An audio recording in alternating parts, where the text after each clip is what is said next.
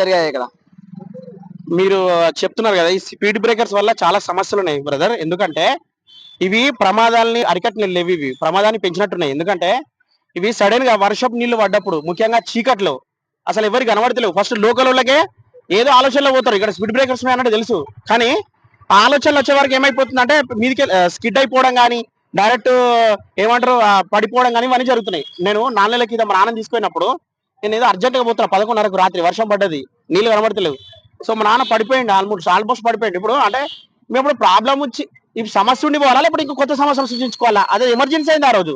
దయచేసి మీ ద్వారా మేము చెప్పేది ఏంటంటే, ఏవైతే స్పీడ్ బ్రేకర్స్ ఉన్నాయో రేడియం స్టిక్కర్స్ వేస్తారా ఇవ్వండి. ఇది నా ఒక్క సమస్య కాదు, ప్రజలందరూ కూడా మీరు అడగచ్చు. ఆల్రెడీ ఇది చాలా ప్రధాన సమస్యగా మారింది. రాత్రిపూట అయితే మరీ డేంజర్ ఇవి. సో మీరు మీ ద్వారా కూడా చెప్పేది ఏంటంటే, వీటికి రేడియం స్టిక్కర్స్ అనేయండి.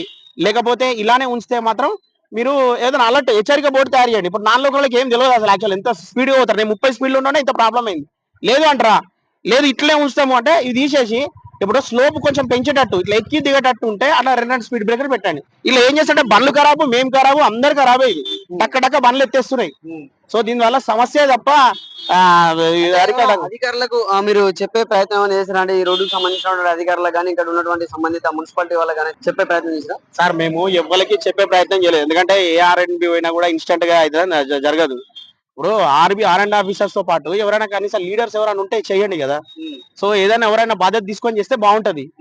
అంతే తప్ప ఇక లీడర్స్ అంటే ఇక మళ్ళీ అంత అది ఇన్స్టెంట్ అప్రూవ్ అయితే రాదు సార్. అది ప్రాబ్లం యాక్చువల్ గా. అంటే ఇప్పుడు అంటే ఈ లోకల్ వాళ్ళకైతే మీరు అన్నట్టు లోకల్ వాళ్ళకైతే తెలుస్తుంది. అంటే నాన్ లోకల్ వాళ్ళ పరిస్థితి ఏంటి అసలు? నాన్ లోకల్ వాళ్ళ పరిస్థితి ఖచ్చితంగా పడమే. 10 మందిలో 9 మంది పడమే. ఎందుకంటే ఎవరో ఒకరు స్లో వచ్చినా వాళ్ళు అర్థం చేసుకుంటారు తప్ప 9 మంది పడిపోతారు. ఎందుకంటే స్కిడ్ అయ్యే ఛాన్సెస్ చాలా ఉన్నాయి. ఇవి చాలా మంది నేను కూడా మొన్న చూస్తా ఉంటే